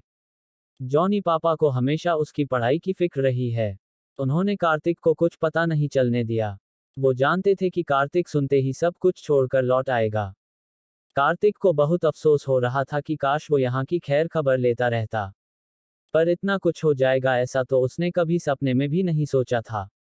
उसने डमरू से पूछा, क्या सब लोग अब अपने घर उस बिल्डर के नाम कर चुके हैं? डमरू ने बताया, सब तो नहीं, पर 3/4 लोगों ने अपने घर उसे दे दिए हैं। जॉनी पापा ने नहीं दिया। कुछ और लोग भी रह गए हैं, जो पापा के साथ खड़े हैं। पर उस बिल्डर के गुंडे आए दिन उनको धमका रहे हैं। मुझे नहीं लगता बहुत समय तक वह लोग भी टिक पाएंगे। उनको भी देर सवेर तो साइन करने ही पड़ेंगे। बल्कि जॉनी पापा अभी हॉस्पिटल में एडमिट थे और मैं भी यही था, तो उन्होंने पीछे से हमारे घर पर भी हमला किया। और जूही को तो। कहते कहते डमरू चुप हो गया। जूही का नाम आते ही कार्तिक भीतर तक कांप गया। वो एकदम से चीखता हुआ बोला, जूही, जूही को तो क्या? जूही को क्या हुआ? डमरू, जॉनी पापा जब कार्तिक को उस घर में लेकर आए थे, तब जूही बस 10 साल की थी। जब भी कार्तिक बहुत उदास होता या कभी कभी अकेले में छुपकर रो पड़ता, तो जूही छोटी बहन की तरह हंसती खिलखिलाती उसके आसपास घूमती रहती। और तब तक उसका पीछा ना छोड़ती, जब तक कार्तिक हंस नहीं देता था। कितनी बार ऐसा हुआ कि वह अपने हाथों से कार्तिक को खाना खिलाने की जिद करती थी। कार्तिक घोर उदासी में भी उसके प्यार दुलार से हंस देता था। वो कार्तिक से 6 साल छोटी थी। कार्तिक ने उसको सगी बहन सा प्यार किया। कार्तिक ने तो जूही के लिए बहुत से सपने सोच रखे थे कि वह जब कुछ बन जाएगा तो उसे अपने पास लाकर रखेगा, बड़े कॉलेज में पढ़ाएगा, कुछ बनाएगा। डमरू की बात सुनकर कार्तिक की आंखों के आगे अंधेरा छाने लगा था। डमरू जब कुछ नहीं बोला तो कार्तिक दोबारा चीखा, बोल ना डमरू, जूही को क्या हुआ? डमरू ने बताया, कार्तिक अगर उस दिन मैं समय पर नहीं पहुंचता तब जरूर बहुत कुछ हो जाता। पर ईश्वर की कृपा रही कि बड़ा हादसा टल गया। जूही उस रोज शाम के स्कूल से पढ़कर लौटी थी जब घर के पास उन गुंडों ने उसे घेर लिया। वह मासूम सी बच्ची मुश्किल से 16 साल की है और उन लोगों ने उसके साथ जबरदस्ती। डमरू एक बार फिर चुप हो गया और उधर कार्तिक के शरीर पर जैसे सैकड़ों सुइयां एक साथ चुभ रही थी। डमरू ने आगे बताना शुरू किया, कार्तिक, मैं जॉनी पापा का कुछ सामान लेने अस्पताल से घर आया था जब मैंने ये सब होता हुआ देखा। मैं तो बिना कुछ सोचे समझे, गुस्से में पागल होकर भिड़ गया उनसे बस। उन लोगों ने मुझे बहुत मारा, पर मैं भी हार मानने वालों में से नहीं था। कुछ देर में वहां बस्ती के लोग भी आ गए और उन गुंडों को भागना पड़ा। जूही ठीक है कार्तिक, पर उस दिन के बाद से वह बहुत सहम गई है। कार्तिक की सहनशक्ति अब जवाब दे रही थी। ये सब सुनकर उसकी टांगें कांपने लगी। वह बेड का कोना पकड़कर वहीं जमीन पर बैठ गया। उसकी यह हालत देखकर हिना और मैगी दोनों घबरा गए। मैगी भागकर कार्तिक के लिए पानी लेकर आई। किसी को समझ नहीं आ रहा था कि बुरे से बुरे हालातों को भी इतना स्ट्रांगली हैंडल करने वाला कार्तिक आज इस तरह काम क्यों कर रहा है। ये तो बस कार्तिक ही जानता था कि जूही उसके जिगर का टुकड़ा है। कार्तिक को चुप देखकर डमरू ने उधर से पूछा, कार्तिक तू सुन रहा है ना? ठीक है ना तू? डमरू कार्तिक को जूही के बारे में नहीं बताना चाहता था। वह जानता था कि कार्तिक जूही को बहुत ज्यादा प्यार करता है। पर बातों बातों में उसके मुंह से जूही का नाम निकल गया और फिर उसे कार्तिक को सब बताना पड़ा। कार्तिक ने पानी पिया और खुद को काम डाउन किया। उसने फिर डमरू से कहा, हाँ मैं ठीक हूँ। एक बात बता, ये जो तेरे सिर पर पट्टी बंधी है क्या यह उसी लड़ाई का नतीजा है? डमरू ने जवाब दिया, हाँ यार, 12 टांके हैं, पीठ में भी काफी चोट लगी है। पर मुझे इन सब की कोई परवाह नहीं। बड़ी बात यह है कि जूही ठीक है। कार्तिक ने हॉस्पिटल आते ही देख लिया था कि डमरू के माथे पर पट्टी बंधी है, पर वह उससे अलग से कुछ बात कर ही नहीं पाया। फिर उसने सोचा कि डमरू बहुत शॉर्ट टेम्पर है तो किसी से लड़ लिया होगा। बात इतनी बड़ी है ऐसा तो उसको सपने में भी ख्याल नहीं आया था। कार्तिक ने डमरू से कहा, ठीक है मेरे भाई, तूने अब तक बहुत संभाला है। Heads off to you. अब आगे सब कुछ मुझे संभालने दे। अब तू भी आराम कर। जॉनी पापा का ख्याल रखना और खुद भी ठीक से खाना पीना। बहुत कमजोर हो गया है तू। जूही और घर की चिंता मुझ पर छोड़ दे। जिन्होंने मेरी बहन की तरफ गंदी नजर से देखा है उन आंखों को फोड़ ना दिया ना, तो मेरा नाम भी कार्तिक मित्तल नहीं। कार्तिक की यह बात सुनकर वहां खड़े मैगी, हिना, एंथनी सब चौंक गए। पर कार्तिक का गुस्सा देखकर किसी की कुछ भी पूछने की हिम्मत नहीं थी। कार्तिक का गुस्सा देखकर डमरू ने कहा, रहने दे कार्तिक, क्या करेगा उन लोगों से लड़कर? यार वह लोग गुंडे हैं, हम लोग उनसे कहाँ जीत सकते हैं। तू जूही और बाकी बच्चों को भी यही दिल्ली ले आ। मैंने जूही का स्कूल भी छुड़वा दिया था कि कहीं फिर से वह लोग रास्ते में रोककर कुछ गलत ना करें। वह बच्ची पढ़ना चाहती है, तू उसको यही अपने पास रखकर पढ़ा लेना, और बाकी बच्चों के लिए भी कुछ अच्छा इंतजाम कर देना। इन गुंडों से लड़कर हमें क्या हासिल होगा? फिर अगर तुझे कुछ हो गया तो जॉनी पापा मुझे कभी माफ नहीं करेंगे, और मैं खुद भी इस ग्लानि से मर जाऊंगा कि मैंने तुझे कुछ बताया ही क्यों। उद्धरण चिन्ह। कार्तिक ने डमरू से कहा, तू मेरी चिंता मत कर भाई, तुझे अंदाजा नहीं है कि आज की डेट में मेरी हस्ती क्या है। तू बस मुझे कुछ दिन दे, फिर तू देखना इन लोगों का क्या हश्र होता है। तू अब फोन रख और सिर्फ अपने और जॉनी पापा पर ध्यान दे। तुझको बहुत सारा प्यार भाई, कहकर कार्तिक ने फोन काट दिया। कार्तिक के फोन काटने के बाद डमरू ने भी सीट पर सिर टिकाकर आंखें बंद कर ली। वो रोज रोज के लड़ाई झगड़े और भागदौड़ से सचमुच बहुत थक गया था। सिर में चोट आने की वजह से उसके सिर में इस वक्त काफी तेज दर्द हो रहा था। इस लड़ाई के बाद डमरू को लगा था कि शायद अब वो भी नहीं बचेगा। उसने इसलिए बहुत मजबूरी में कार्तिक को फोन किया था कि कहीं ऐसा ना हो कि उसे भी कुछ हो जाए। तब जूही और बाकी बच्चों के साथ पता नहीं वो गुंडे लोग फिर क्या ही कर दें। जॉनी पापा को तो जूही पर हमला होने की कोई खबर ही नहीं थी, ना ही डमरू ने उन्हें कुछ बताया था। जॉनी पापा ने जिन बच्चों को अडॉप्ट किया था उनमें कार्तिक और डमरू ही सबसे बड़े थे। बाकी सब बच्चे काफी छोटे थे। पहले कार्तिक और डमरू दोनों मिलकर जॉनी पापा के कामों में उनका हाथ बंटाते थे। पर कार्तिक के दिल्ली चले जाने के बाद डमरू के ऊपर बहुत सारी जिम्मेदारियां आ गई थी। यूं तो जॉनी पापा डमरू को भी बहुत प्यार करते थे, पर उसके बावजूद डमरू जानता था कि कार्तिक उनके लिए बहुत स्पेशल है। वो नहीं चाहते थे कि कार्तिक को पढ़ाई में कभी भी डिस्टर्ब किया जाए, पर जॉनी पापा को हार्ट अटैक आने के बाद सब कुछ डमरू के लिए अकेले संभालना मुश्किल हो गया था। अब कार्तिक जब लौट आया है तो वह भी चैन की सांस ले सकता था। योजक चिन्ह। उधर हॉस्पिटल की फॉर्मेलिटीज पूरी होने के बाद कार्तिक का काफिला उसकी बस्ती की तरफ चल दिया। मैगी कार्तिक के लिए बहुत वरीड थी, उसने कार्तिक को इतना इमोशनल पहले कभी नहीं देखा था। कार्तिक जब अपनी पुरानी बस्ती पहुंचा तो उसको अपनी आंखों पर यकीन नहीं आया। इस बस्ती में वह 3 साल रहा था।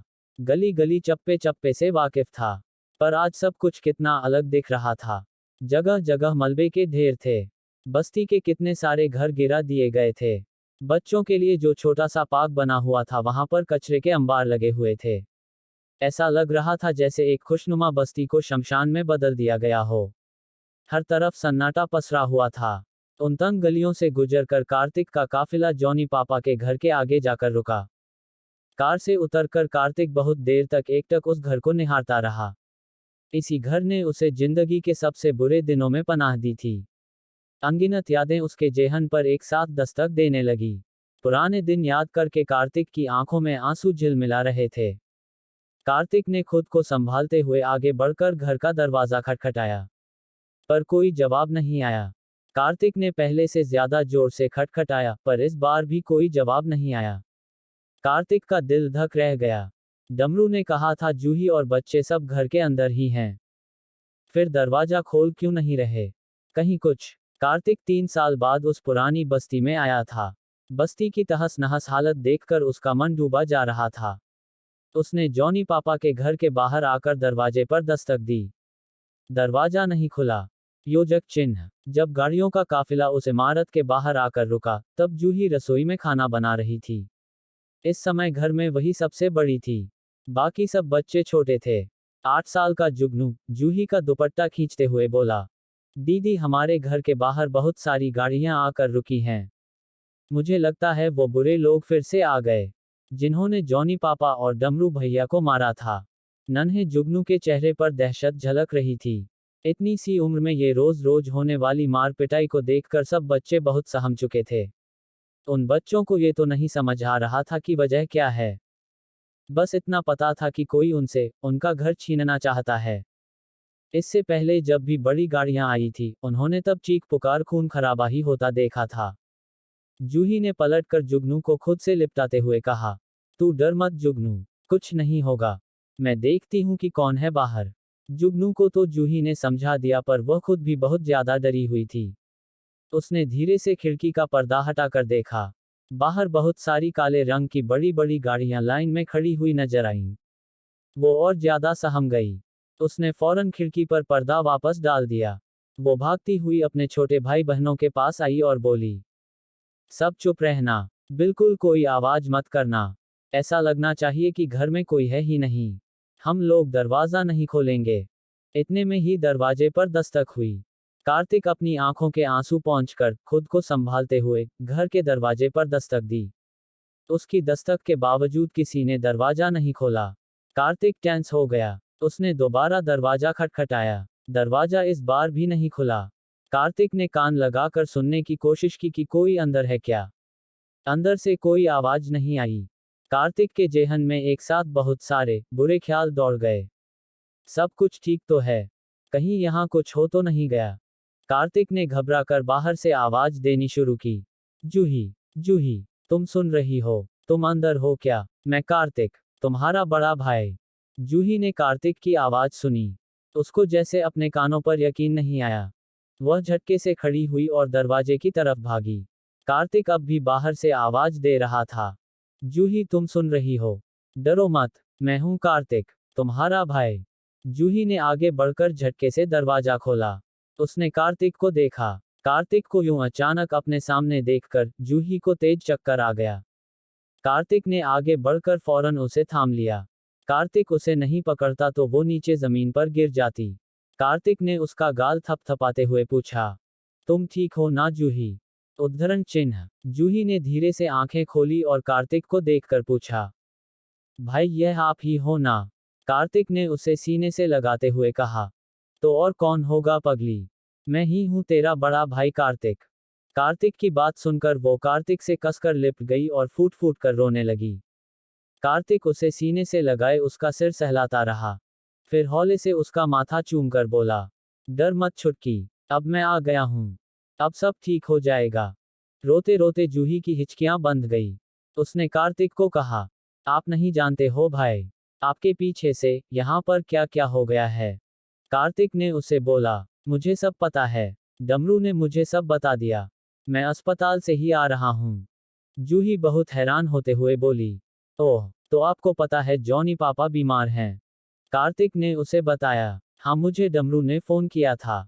पापा की तबीयत का पता चलते ही मैं फौरन चला आया।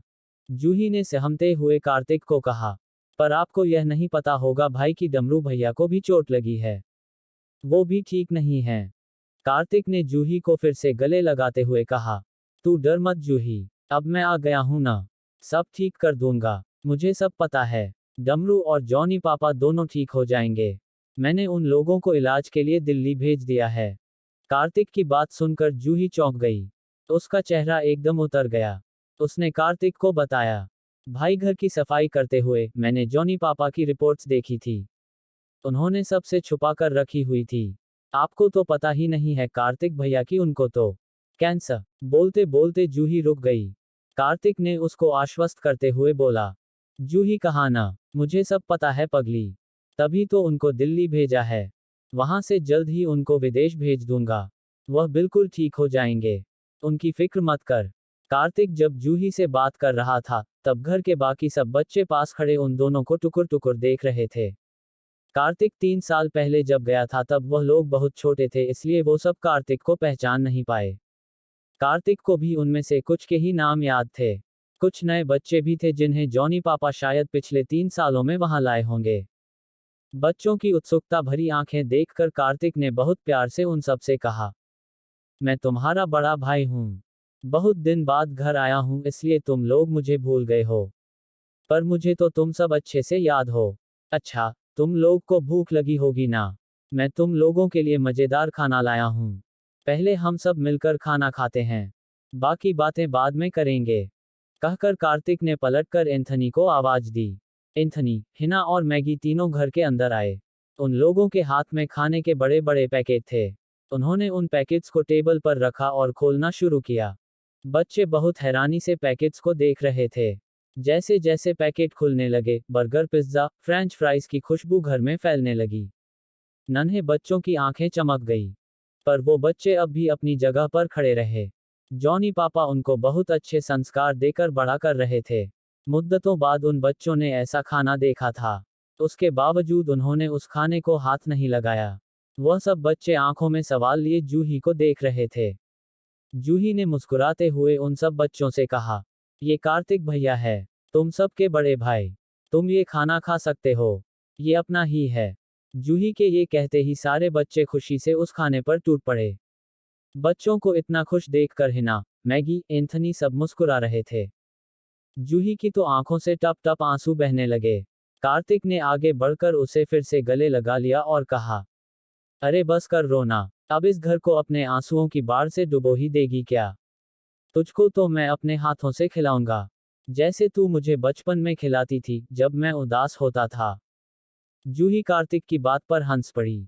फिर अचानक उसे कुछ याद आया। उसने पूछा, भाई आप इतना सारा पैसा कहाँ से लाए? ये सब तो बहुत महंगा होगा ना? और अभी आपने कहा कि जॉनी पापा को इलाज के लिए विदेश भेजेंगे। इस सब में तो बहुत पैसे लगेंगे। ये सब आप कैसे करेंगे?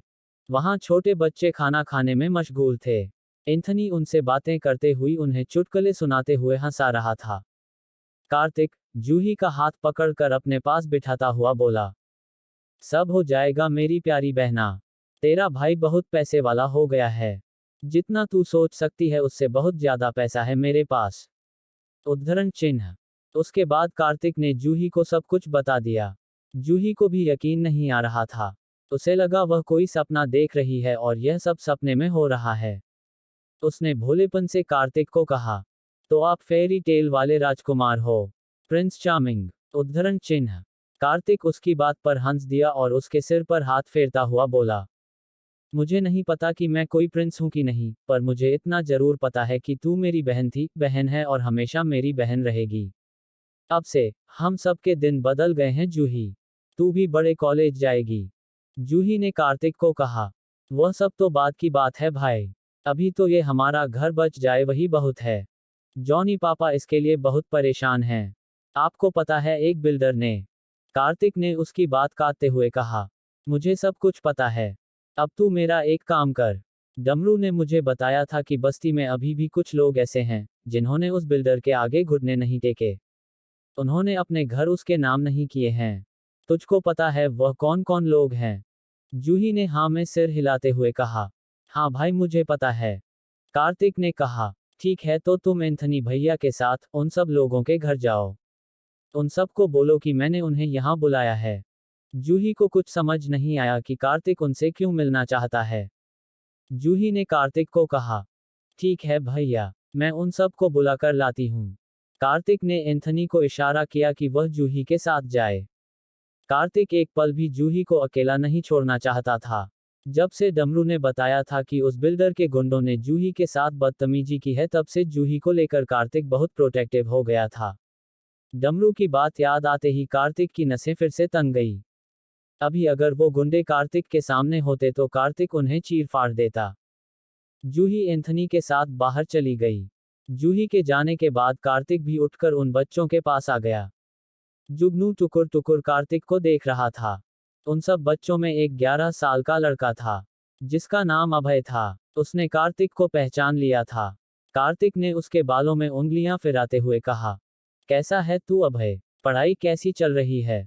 उस लड़के ने जवाब दिया, मैं ठीक हूँ भैया। इतने समय बाद आपको देखा तो एक बार तो मैं भी पहचान नहीं पाया। आपके साथ ये इतने सारे लोग कौन है? उसने उत्सुकता से कार्तिक से पूछा। कार्तिक ने कहा, ये सब लोग मेरे बॉडीगार्ड हैं। अभय अब इतना छोटा भी नहीं था कि बॉडीगार्ड का मतलब न समझता हो। उसने हैरानी से कार्तिक को पूछा, ये सारे लोग आपके बॉडीगार्ड्स हैं? कार्तिक ने हाँ में सिर हिलाया। जुगनू अभय और कार्तिक की बातें सुन रहा था। उसने बर्गर में बड़ी सी बाइट ली और बाल सुलभ जिज्ञासा से कार्तिक को पूछा, बॉडीगार्ड क्या होता है? अभय ने जुगनू को कहा, बॉडीगार्ड का मतलब, ये सब लोग कार्तिक भैया का ध्यान रखते हैं। जुगनू ने कार्तिक को ऊपर से नीचे तक देखा और हैरानी से बोला, ये तो इतने बड़े हैं, खुद अपना ध्यान नहीं रख सकते जो इतने सारे लोगों को इनका ध्यान रखना पड़ता है। बहुत बिगड़े हुए हैं ये तो। मैं तो अच्छा बच्चा हूँ, अपना ध्यान खुद रख लेता हूँ। जुगनू के भोलेपन पर कार्तिक, हिना, मैगी सब जोर से हंस दिए। अभय ने जुगनू के सिर पर चपत लगाते हुए कहा, अरे बुद्धू मेरा मतलब ये नहीं है। छोड़ तू मोटी बुद्धि है। तुझे कुछ नहीं समझ आएगा। अभय ने फिर कार्तिक से पूछा, भैया आप तो दिल्ली के बड़े कॉलेज में पढ़ने गए थे ना? फिर ये लोग आपको कैसे मिल गए? कार्तिक ने अभय को कहा, तुम भी मन लगाकर पढ़ना। अच्छे से पढ़ोगे तो तुम भी एक दिन बड़े आदमी बन जाओगे। तुम्हारे पास भी यह सब होगा। जुगनू ने एकदम से पूछा, ये बर्गर पिज्जा भी होगा? कार्तिक ने हंसते हुए कहा, हाँ बिल्कुल होगा। जुगनू खुश होता हुआ बोला, ठीक है फिर, मैं भी कॉलेज पढ़ने जाऊंगा। मुझे अभी कॉलेज पढ़ने भेज दो। कार्तिक और अभय दोनों हंसने लगे। कार्तिक ने उसे अपनी गोद में बैठाते हुए कहा, उसके लिए पहले स्कूल पास करना पड़ता है, वह भी बहुत अच्छे नंबर लाकर। तुम्हारे अच्छे नंबर आएंगे तो मैं तुम्हें कॉलेज पढ़ने भेज दूंगा। फिर तुम्हें जो कुछ चाहिए तुम्हारे पास सब होगा। जुगनू ने मासूमियत से कार्तिक से पूछा, तो तब तक मुझे ये बर्गर पिज्जा नहीं मिलेगा? दरअसल उन बच्चों ने आज तक कभी ऐसा खाना खाया ही नहीं था। बस बड़े लोगों के बच्चों के हाथ में ये चीजें देखी थी। लाइफ में पहली बार वह लोग इस तरह का खाना खा रहे थे। उनके लिए तो ये सब सपने जैसा था। कार्तिक ने जुगनू को गले लगाते हुए कहा, नहीं रे, मैं आ गया हूं ना, तुम्हारा बड़ा भाई। अब से ये सब तुम्हारे पास हमेशा होगा। तुम्हें बस मन लगाकर पढ़ना है। उद्धरण चिन्ह। जुगनू छोटा था पर अभय सब समझ रहा था कि कार्तिक ये सब जुगनू को मोटिवेट करने के लिए कह रहा है। उधर जूही एंथनी के साथ हर उस घर में जा रही थे जिन्होंने अभी तक उस बिल्डर को अपना घर नहीं बेचा था। उसने घर घर जाकर लोगों को कन्विंस किया। लोगों को बताया, उसका भाई शहर से पढ़कर आया है। उसको पता है कि उस बिल्डर को कैसे हैंडल करना है। कुछ लोग कार्तिक को जानते थे। उन्हें याद था कि कार्तिक कितना ब्राइट स्टूडेंट रहा है। उन लोगों को पता था कि वह दिल्ली यूनिवर्सिटी के किसी बड़े कॉलेज में पढ़ता है। जूही की बातें सुनकर सबके मन में उम्मीद जागी कि शायद कार्तिक ही उनको इस परेशानी से बाहर निकाल सकता है। एक एक करके सब जॉनी पापा के घर की तरफ चल दिए। थोड़ी देर में जॉनी पापा के हॉल में वो सब लोग कार्तिक के सामने खड़े थे। उन लोगों के साथ एक 70 साल के बुजुर्ग भी थे। कार्तिक ने उन्हें देखते ही पहचान लिया। कार्तिक ने आगे बढ़कर उनके पैर छुए। उन्होंने कार्तिक को आशीर्वाद देते हुए पूछा, कैसा है तू बेटा, पढ़ाई लिखाई कैसी चल रही है तेरी? कार्तिक ने उन्हें कहा, मैं बिल्कुल ठीक हूँ काका। मैं शर्मिंदा हूँ कि आप लोगों के साथ इतना कुछ हो गया और मुझे पता ही नहीं चला, वरना मैं बहुत पहले आ जाता। उस बुजुर्ग ने कार्तिक को कहा, अरे मैं जानता हूँ कि जॉनी ने तुझे बताया ही नहीं होगा। वह नहीं चाहता था कि तेरी पढ़ाई खराब हो। वो अकेला ही सब कुछ सहता रहा। बहुत समय से तो बीमार ही चल रहा है। मेरी तो रात दिन यही प्रार्थना है कि ईश्वर उसको सेहत बख्शे। उद्धरण चिन्ह। कार्तिक ने हाँ में सिर हिलाते हुए कहा, वो जल्द ठीक हो जाएंगे काका। मैंने उनको ट्रीटमेंट के लिए दिल्ली भेज दिया है। कार्तिक की बात पर वह बुजुर्ग हैरान होता हुआ बोला, अरे वाह बेटा, ये तो तुमने बहुत सही किया। उस बेचारे ने बहुत दुख सह लिया है। उसे अब अच्छे इलाज और आराम की जरूरत है। पर ये बताओ तुमने हम सबको यहाँ क्यों बुलाया है? कमरे में खड़ा हर शख्स आंखों में सवाल लिए कार्तिक को देख रहा था। सबको ये जानने की जिज्ञासा थी कि कार्तिक क्या करने वाला है। ऐसे ही चीज़ों देखने के लिए सुनने के लिए हमेशा हमको कम्युनिटी से बात करें और टेलीग्राम चैनल से कभी भी जॉइन करें। तो आप लिंक इंटरनेट